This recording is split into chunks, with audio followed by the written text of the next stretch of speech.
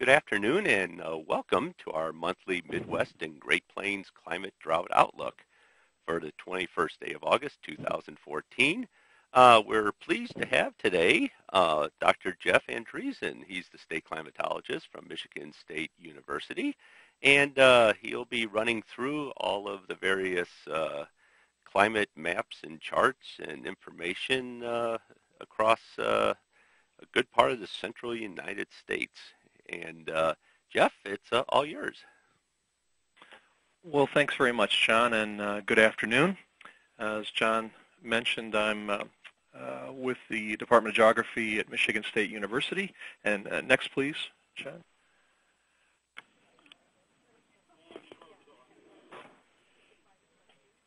The webinar is a collective and collaborative effort between several organizations, but certainly NOAA, USDA, as well as the Association for State Climatologists, of which I'm a member. And we will be having an opportunity for questions at the end of the webinar. And if you're interested in looking at getting on or logging on to future climate webinars, you can see the address here in the middle. Next, please. On our agenda, we have, well, in some ways it's a little bit lighter. The weather and climate across the region in some ways has been benign, or relatively benign. It's always there's always something to talk about. But we'll start looking at current conditions, some impacts, and then proceed with an outlook here of the future. Next, please. And next,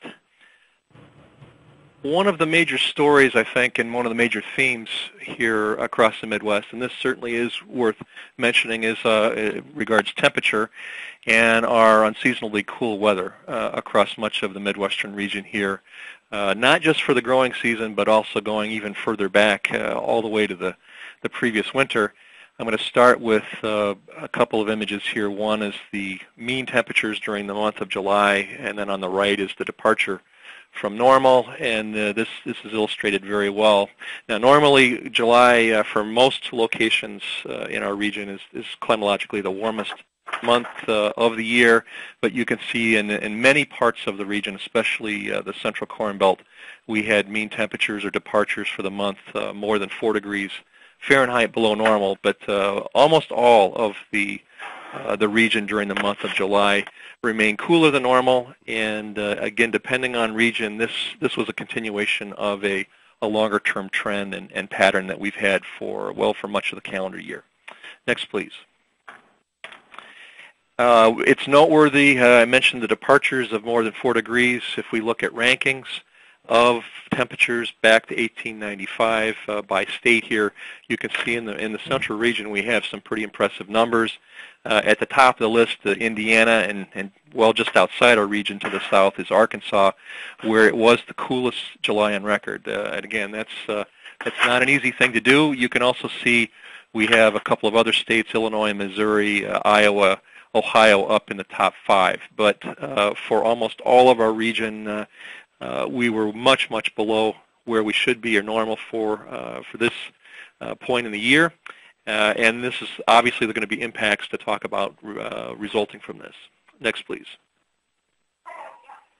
It goes without saying that at least the causality with our cool July and actually much of our cool summer has a great deal to do with the jet stream flow. There are 2 images here. On the left are basically mean upper air pattern for the month of July across the northern hemisphere. You're looking down here for perspective from the North Pole, but you can see very clearly a ridge over the western part of North America and then a downstream trough centered over the Great Lakes and much of the Midwest.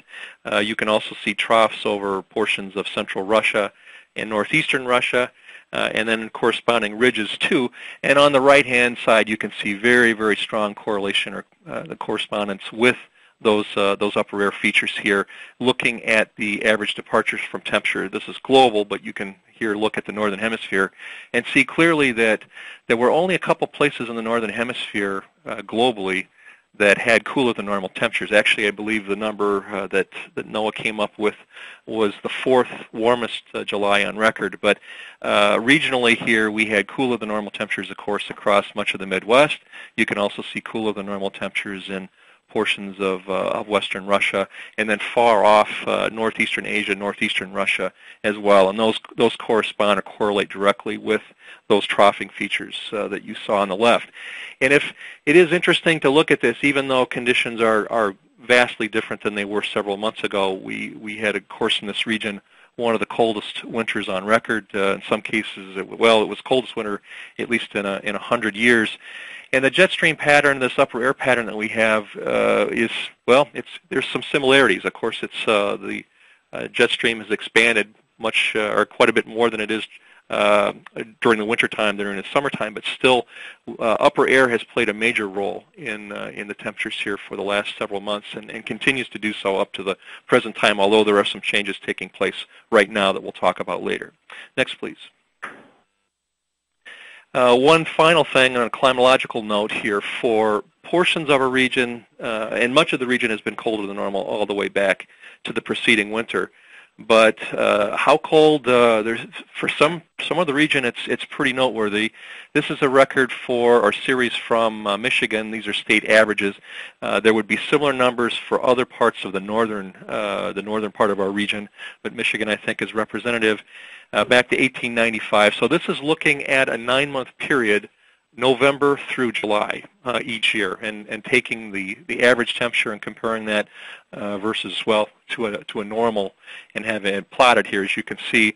And it turns out that the preceding 9-month period here was the coldest certainly since the 1920s, in some cases back even further than that. So in a climatological sense, it has been, not only abnormally cool, but also persistently cool as well. And this, I think this number here, in Michigan, it turned out to be the fifth coolest, I believe, such period on record since 1895. Next, please. In terms of precipitation, we have much of the growing season has been wetter than normal, especially earlier on. But that said, in July and really for the last couple of weeks into August, many areas have dried off and had lower than normal rainfall. On the left here, you see observed totals for the month of July in inches, and then on the right you have your departure from normal. And as you can tell from the warmer colors here, yellows, oranges, and reds, much of the region for the month of July was below normal. There were some exceptions in the middle of the Corn Belt in Michigan, and then off into portions of the High Plains. But by and large, during the month of July, the region did turn a little bit drier than normal, which is interesting given where agriculture is, and I'll talk more about that in a second. Next, please. So if we look, I mentioned heavy precipitation earlier in the growing season, and this is a very, very good illustration of that. If we look at accumulated values from the 1st of April through yesterday, through the 20th, you can see large portions of the region, especially the central Corn Belt and northern Corn Belt, where we've had more than 20 inches of total precipitation thus far, with large positive departures, and you can see that on the right hand for the same time frame.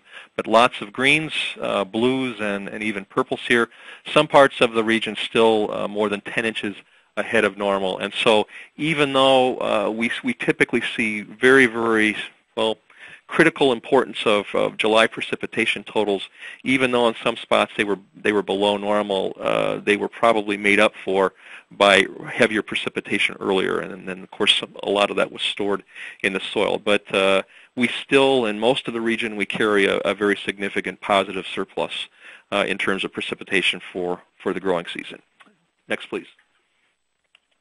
And next, in terms of looking at impacts, one of the most important impacts here, given our cool season, it would be looking at growing degree days, which of course are a temperature-derived measure that is correlated with crop phenology, or basically any cold-blooded organism, but that certainly includes plants and crops. And the one that we're looking at here with great interest these days in the Midwest is our corn crop.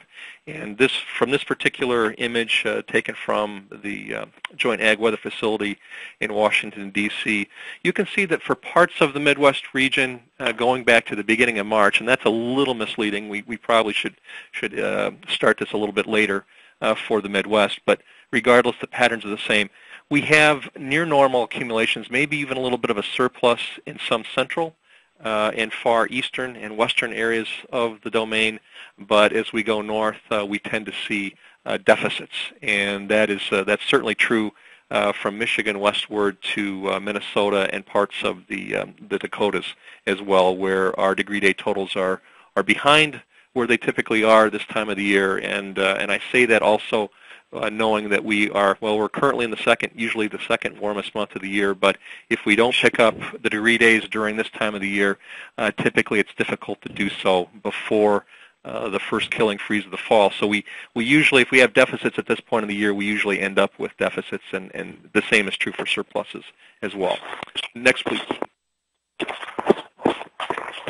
We also, I think it's important to look on the flip side of the coin, and with cooler weather, there's always a number of impacts, and usually we have adverse and beneficial, or mix of adverse and beneficial. One certainly beneficial impact, if you're not in the electrical utility industry, is given the cool temperatures, we have a deficit of cooling degree days. You can see that here on the right with again, greens and blues and cool colors indicating deficits of cooling degree days are lower than normal values, and that's again a direct result of the cooler than normal temperatures. So essentially, we've probably, or for most people, we've had or needed less electricity and power for cooling and for our air conditioning. So that, if you looked at the economic impact, that probably over time may be one of the larger ones here in our region for the summer, given the cool weather. Next, please. In terms of soil moisture, I mentioned that, we started off very wet across much of the region. It has dried off recently, and this is reflected in our most recent soil moisture anomaly. Here, a chart here from NSEP, and you can see across much of the region now, this is in the, I believe in the top meter of the soil profile, estimated anomalies, typically on the order of 25 to 100 millimeters, so a couple of inches below normal of plant available or moisture here in the top of the soil column, and it's fairly widespread across certainly central parts of the Corn Belt. We still have surpluses in portions of the east, including eastern Michigan, as well as portions of the high plains as well, where it's still a bit of a surplus, but at least relative to normal here, some deficits have cropped up over the last couple of weeks. Next, please.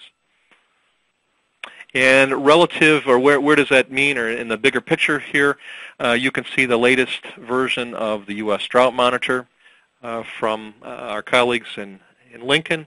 Basically indicates a continuation of the long-term drought and dryness problems across portions of the southern and central Great Plains, but also at the same time, pockets of abnormal dryness have developed. You can see those reflected there on the left and on the right, because the right shows a relative change in Drought Monitor class in the last month.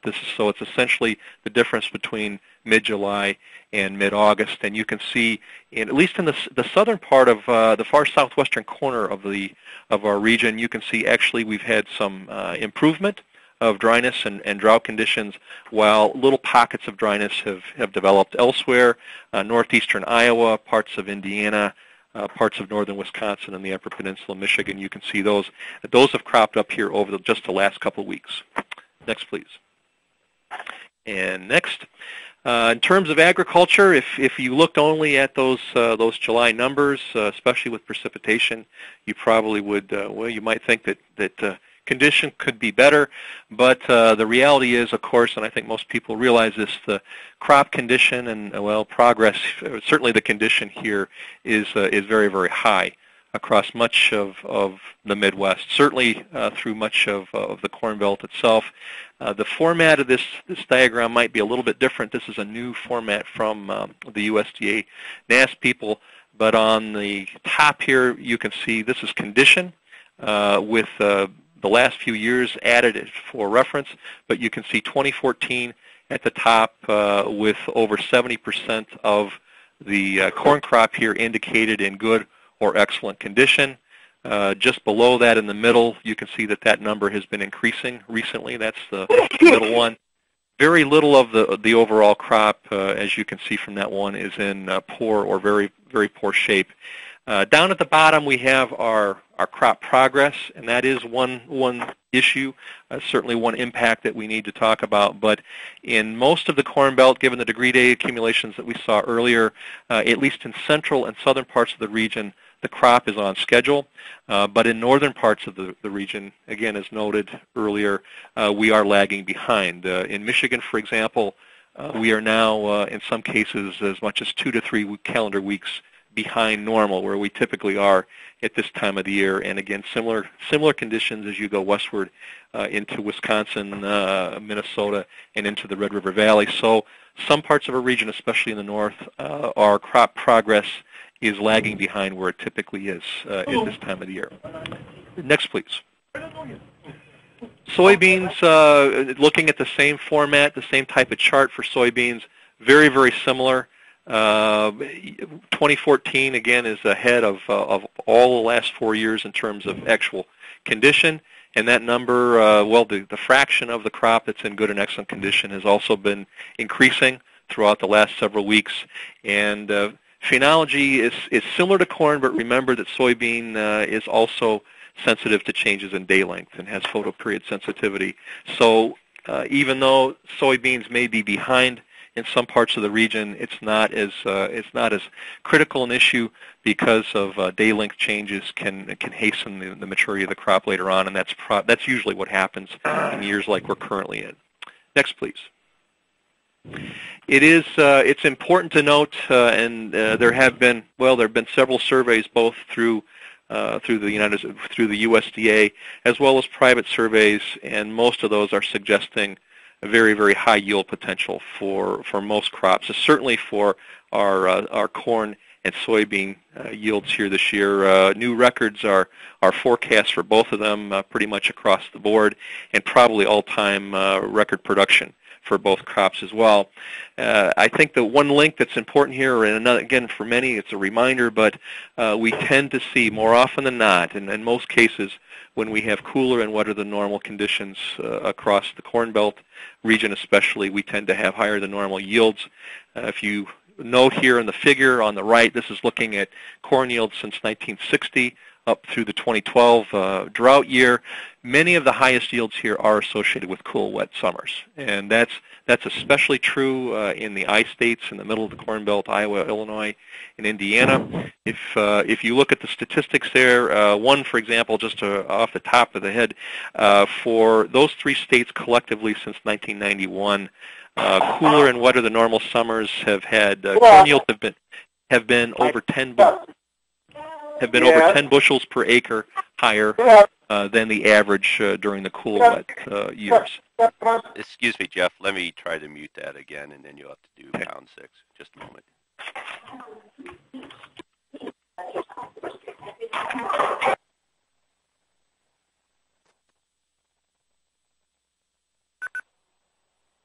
Hey, am I back on, John?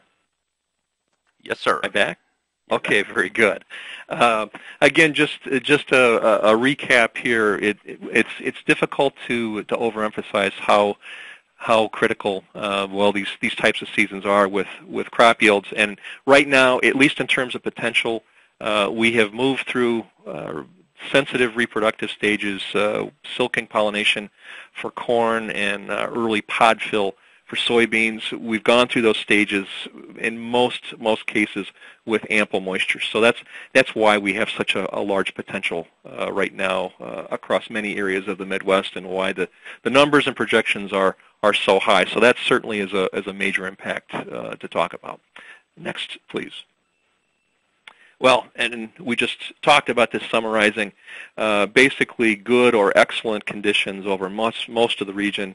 Well, there's a number of reasons why, but a lot of it has to do with more than adequate moisture or surplus moisture in many cases, even though the last several weeks in many spots have been a little drier than normal. Now, that said, I use the word potential for yields because, well, we don't know what lies ahead here. If there were to be an early killing freeze here this fall, that would certainly change things, or could certainly change things. But there is increasing concern in northern parts of the Midwest for crops that were planted late, ironically due to unusually cool wet weather back in April and May. Those crops are really at relatively high risk of either not finishing the growing season prior to maturity, or ending up with poor quality. And for growers in that part of the country, this is a real challenge on occasion, and it's even a greater challenge economically because many of those years have high yields, the prices are low, but the problem is if you have poor quality, and with corn, for example, one might end up with high moisture and low test weights. The economic returns at the elevator would be significantly less than they would be otherwise. So the quality is a real issue in years like this, and it's also even made even worse by low prices. So that's one area of concern. Next, please. Next. There have been a couple of regional flood events of note. One of those was, well, Missouri and surrounding states. There was a near stationary frontal boundary across that part of the region here during the first week of August that led to slow-moving thunderstorms that occurred on an almost daily basis, and the result was some areas picking up some very, very heavy rains. You can see here 15 inches in 2 days at Waynesville, and there were several incidences of 6-inch totals in a 24-hour period that caused flooding. And it appears at this point in time as though the worst impacts were observed across southern areas of Missouri. A little bit later on the next week, on the 11th, we had a combination of a very strong upper air disturbance combined with very deep low-level moisture that led to a period of training thunderstorms across eastern lower Michigan that occurred, beginning in the late morning on the 11th and continued on through the early evening, and resulted in widespread flooding, especially for the Detroit metro and suburban areas. Next, please, John. We'll go to actually have a graphic for this. You can see the multi-sensor radar estimated precipitation totals on the left, with two major areas that were impacted here, and this isn't including Door County of Wisconsin either, but in Michigan you've got the northeastern lower from roughly the Saginaw up towards Alpena, and then the other area farther south from Toledo and northwest Ohio northward into through Detroit to the Michigan Thumb. And on the right-hand side, you can see a few of the rainfall totals. These are collectively put together from, both NOAA operational networks as well as the CoCoRaHS system. And we did have here, there are 3 reports in the Detroit suburbs of over 6 inches that occurred in a 12-hour period. Very well, that's torrential for this type or this part of the country. And if you look at the statistics, recurrence intervals for that type of rainfall would be probably in the 300 to 500 year time frame. So very, very rare and unusual type of rain. Unfortunately, given that it hit a large metropolitan area, there was a great deal of damage, and that damage total or estimates are increasing almost on a daily basis, and it's at least $500 million at this point, but there's a fairly good chance that it may exceed $1 billion, which again would put it on a list that we would rather not be on. Next, please. And next. Looking ahead here, where are we at right now? Well, I mentioned at the outset that we have seen some changes here recently, and for some of you across the region, you're already experiencing those changes, and that's that we've moved that persistent, stubborn trough, and that's with some underlines under it. We've moved it, shifted some of it east, and actually had some of it retrograde west into the northern Rockies, but it's left a ridge over the middle part of the country, at least for the next several days or weeks, and that has led to the introduction of some very hot, humid subtropical air across much of a region, and that's going to be one of the major players here for the next several days. So at least for the next week or so, we will be looking at some some typical summer-type conditions, actually maybe even worse than normal conditions over the southern part of the region where we have heat advisories out currently. But the bottom line is looking at the model output guidance, and this is looking at upper airflow for both the 6 to 10 day and 8 to 14 day time frames, which take us through the 3rd of September. The models suggest ultimately that some of that troughing will come back or come closer back to the Midwest once again. So the heat and humidity that we may have now or have for the next few days probably is temporary. One other thing to note here, at least in terms of the medium range forecast guidance, you can see a bit of a de-amplification in the overall wave pattern across North America. There's more troughing on the left side with the 6 to 10 day time frame than there is on the right, on the 8 to 14 day time frame. But there still is cool air available in Canada, and again, it looks like some of that air will make it into the lower 48 once again here about a week out. Next, please.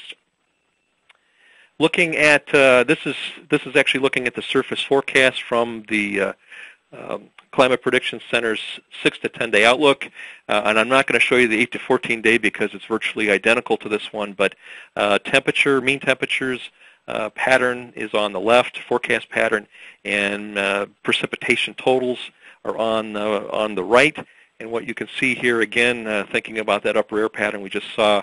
The bulk of the trough and the cooler air are out over the northern plains, and so cooler than normal temperatures are forecast for much of the northwestern part of the Midwest, and you can still see the above normal temperatures to the south and to the east.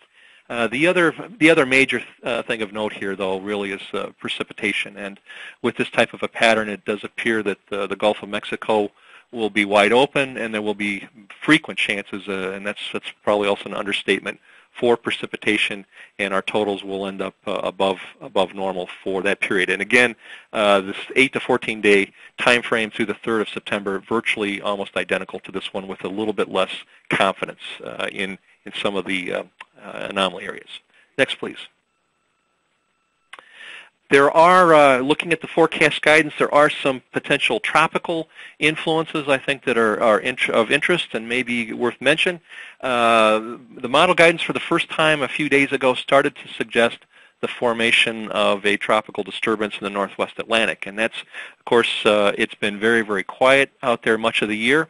That's due both to fairly strong wind shear across the tropics and subtropics of the equatorial Atlantic, also due to lots of, unusually dry air at mid-levels of the atmosphere. But it does appear that there's maybe at least a temporary easing of that type of a pattern, and beginning about 3 days ago, the model started to suggest that there might be a tropical disturbance or formation of a depression in the Northwest Atlantic. And what you can see here, the image, is a forecast of surface conditions a week from today, Thursday, the 28th of August, and the little area of low pressure off the southeast coast is that same feature, and certainly bears watching to see where it goes. And I'll say also that it bears watching because some of the model guidance package still has it moving into the Gulf of Mexico, further to the west. And if we look at an impact on the Midwest, of course, this would be probably an indirect impact, but it's still worth noting because when we do have tropical cyclones make landfall, they can change things in terms of precipitation very, very quickly. So I guess the bottom line is that this is something that needs to be watched closely over the next week. But it is the first tropical activity we've seen in a long time in the Atlantic. If that system does develop into a tropical storm, I believe the name would be Cristobal at that point. So we're still on the seas for the Atlantic. Now, in contrast, in the Pacific, especially the Eastern Pacific and even the Central Pacific, the season has been very, very active thus far. And we have, right now we have both a hurricane and a tropical storm off of the, far off of Central America. They are projected to move to the northwest as they typically do and dissipate. The system that you see on the prog here, the computer prog here, is a new system. and if it does develop as suggested here by the model, that would be named Marie. But the reason I bring this here or talk about this, it's another possible indirect influence, is that some moisture from that tropical activity could be funneled to the north and east towards the U.S., towards Mexico, and ultimately make it into the region. So both of these may become at least indirect players over the 1 to 2 week type time frame. So we'll have to watch. It's a little different, though, than it's been thus far for the tropical cyclone season. Next, please. Going further ahead, a brand new set, an ensemble of long lead outlooks was issued today by the Climate Prediction Center. And this is the new outlook for the month of September. It's a little bit different than previous issuances, but in essence, for the Midwest region, the only area I think that's not equal chances here is the central and southern portions of the Great Plains, where above normal precipitation totals are suggested, along with other parts of the Southwest. There could be a link there dynamically to some of that subtropical moisture we just talked about off of the Pacific. But in terms of temperature, for much of the Midwest, equal chances, so no direction either above or below for mean temperatures or precipitation totals. Next, please. Looking beyond, I don't know. I think we've had maybe 3 of these webinars that have talked about the ultimate development of El Nino in the Pacific, and this one's not going to be any different. There still is the likelihood of development of an El Nino, and it's although there are signs you can see here in the animation. These are sea surface temperature during the last several weeks here, and some of the signs that we have in the equatorial Pacific do point to the development, or already the beginning development of an El Nino. Some do not. So it's not consistent across the board. But overall, there's still, I think, a fair amount of confidence that we will see at least a weak, possibly moderate intensity El Nino develop over the next several weeks and continue into the fall, maybe into the early winter, before possibly going back towards more neutral conditions later on in the year. That's the current thinking from the Climate Prediction Center. And if we could go to the next slide, please. The consolidation forecast here from IRI and from the Climate Prediction Center suggests here, of course, positive values here would be indicative of warm ENSO or El Nino conditions. The vast majority of these, almost all of these model predictions, both statistical and dynamical, are still suggesting that we will see El Nino conditions here over the next several months. So right now, the actual odds or forecast odds are a little bit less than what we had in previous months, but still 65% probability of developing an El Nino here during the Northern Hemisphere fall and early winter. And that, of course, that does play a major role, even though it's only a weak to moderate intensity. At least that's the forecast at this point in time. It still does play a major role in subsequent long lead outlooks. If we could go to those next, please, John. Beginning with the 3-month outlook here for September through November. Some similarities between the September outlook. For much of the Midwest, still equal chances, so no direction, mean temperatures, or precip. However, we do see warmer than normal conditions forecast for much of the far west and for the eastern seaboard, and cooler than normal conditions across portions of the central Great Plains and High Plains, and that's also associated with an area of above normal precipitation over this, even a larger area stretching from Texas north and westward up to Nevada and California. So in terms of our region here for the fall, really the central and southern Great Plains is probably the closest action, as we can, well, the closest place where we can see a direction on either temperature or precip. Next, please.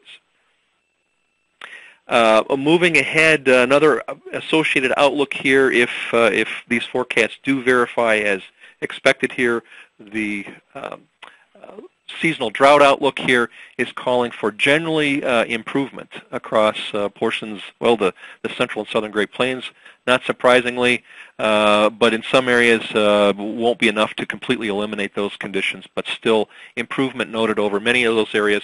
And going back to some of the areas that have popped up, or the abnormally dry areas that have popped up in the Midwest over the last several weeks. Given the outlook, one would also have to anticipate that those will not be there much longer either. Next, please.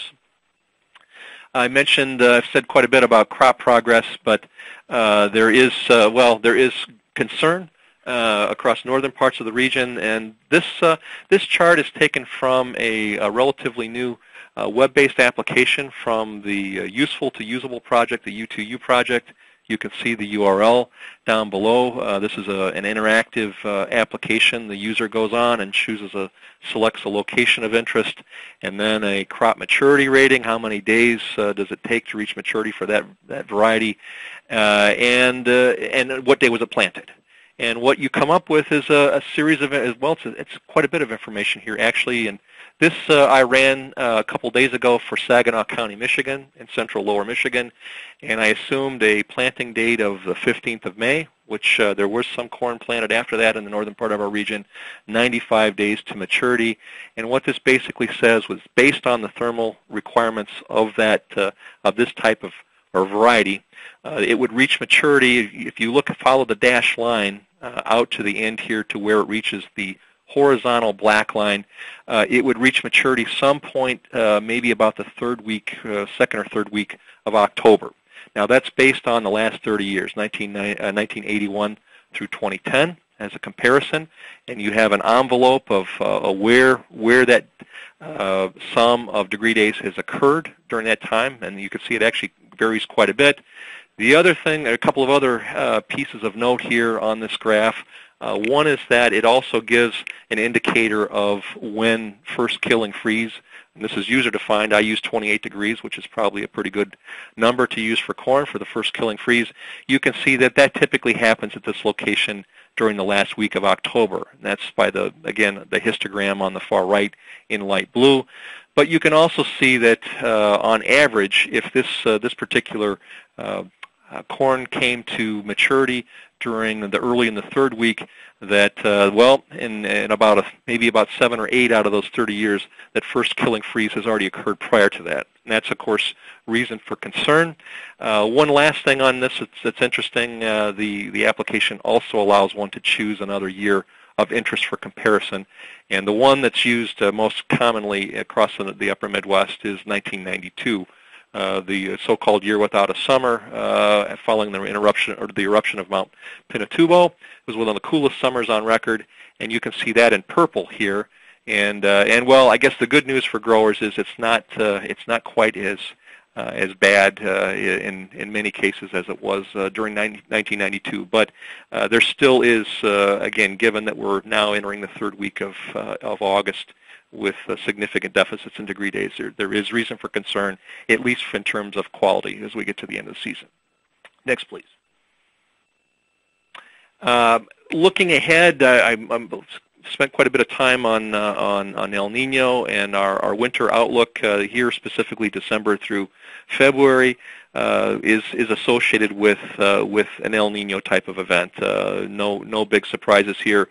With milder than normal temperatures expected over large parts of the northern U.S., cooler than normal and across the south, especially the Gulf Coast and into the south central part of the country, and for precipitation drier than normal from the north, well across much of the Pacific Northwest and the Great Lakes region as well, and then wetter than normal across, again, the southern tier of states across the U.S. That's, again, typically, or what we typically see during El Nino events. Not always, but more often than not, even though right now the projection is only for a weak to possibly moderate intensity event. And next, please. So wrapping up or summarizing here, really the big stories. I think the cool temperatures obviously near the top of the list.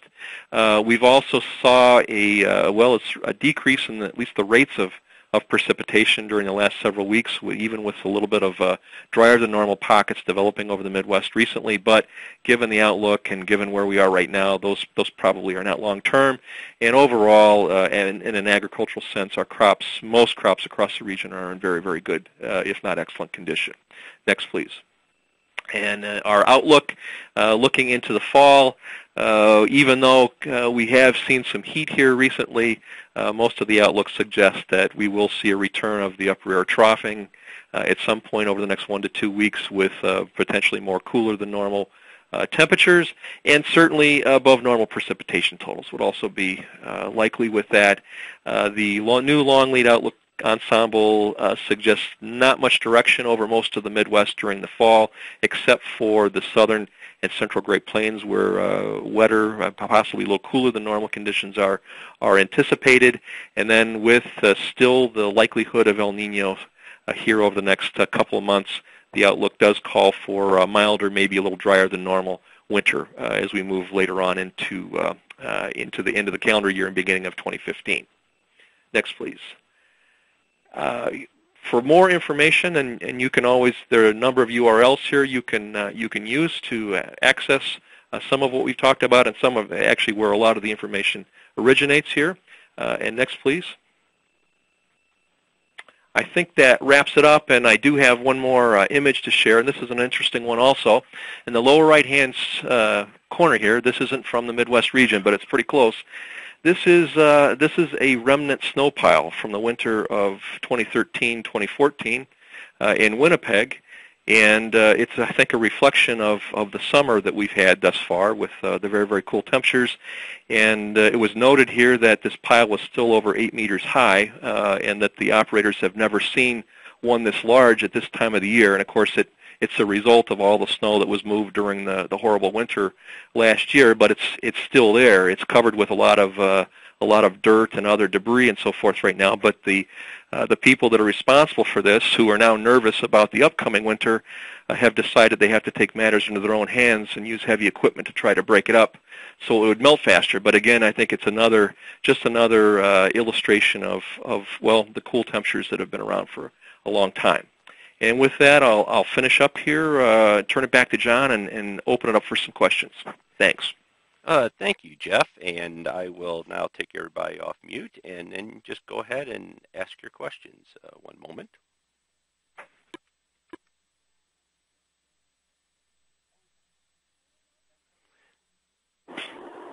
Okay, go ahead if you have a question. It's your time to do it.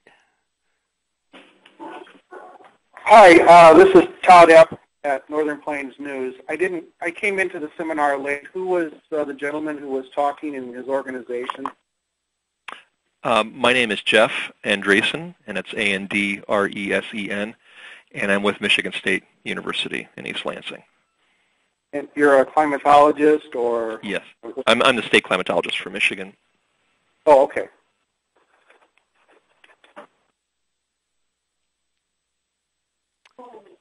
Any other questions?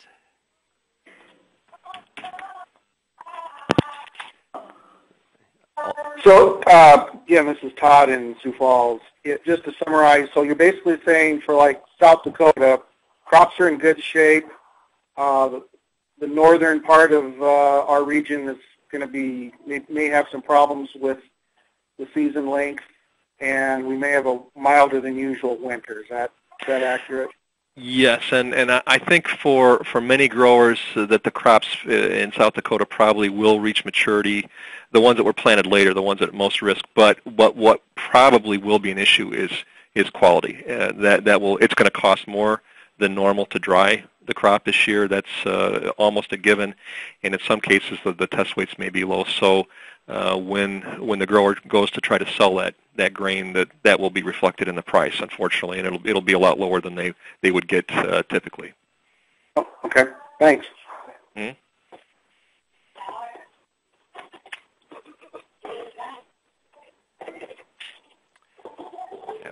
Okay, last chance for any questions.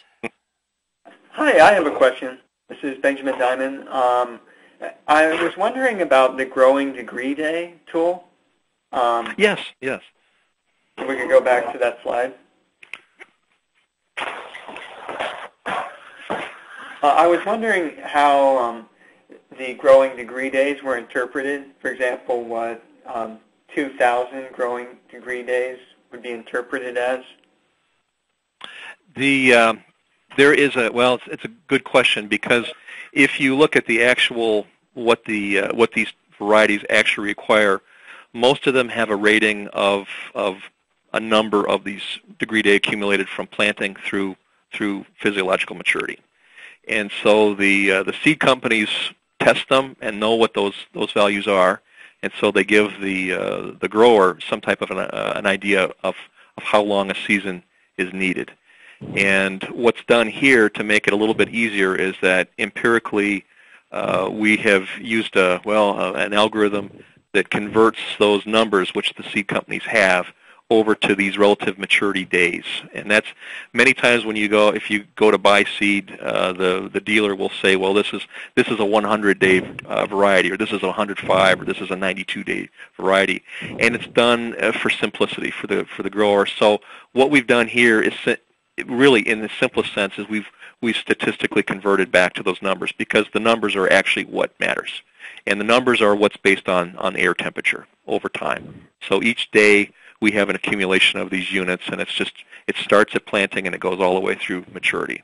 And it's strongly correlated with the growth and development of corn. And that's why it's been used for a long time. So the units are derived from air temperature? Yes, yeah, Okay. maximum temperature, and certainly you feel free to give me a ring. There's quite a bit of material on that, but it's just one of the things that the ag industry has used for a number of years to keep track. Corn is probably the best one. Other crops aren't as, the relationship is not as strong. Okay. I had another question too about the concerns about crops that were planted later. Which crops are there concerns about? Well, corn would be at the top of the list because it's very, very thermally driven. There is, believe it or not, I was on a conference call this morning here in Michigan, and there's actually even some concern about soybeans as well, even though soybeans are sensitive to shortening day length and usually hurry up at the end of the year. They're good at that. But I haven't heard that mentioned very often. They're corn would be, though, I think the primary at the top of the list. Okay.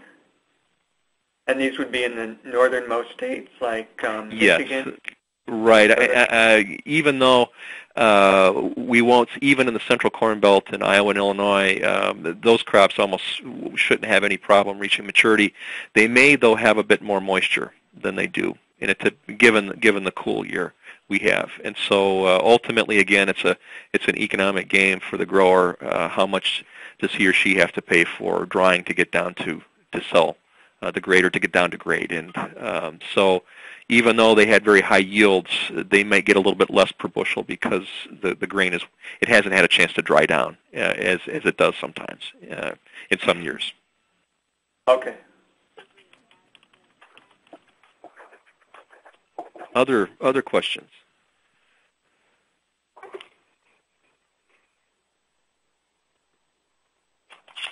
Okay, well, thank you everyone for joining us today, and thank you, Jeff Andreessen, for providing our presentation. Thank you very much. My pleasure. And everyone, we'll see you again next month, and we'll talk to you then. Take care now. Bye-bye.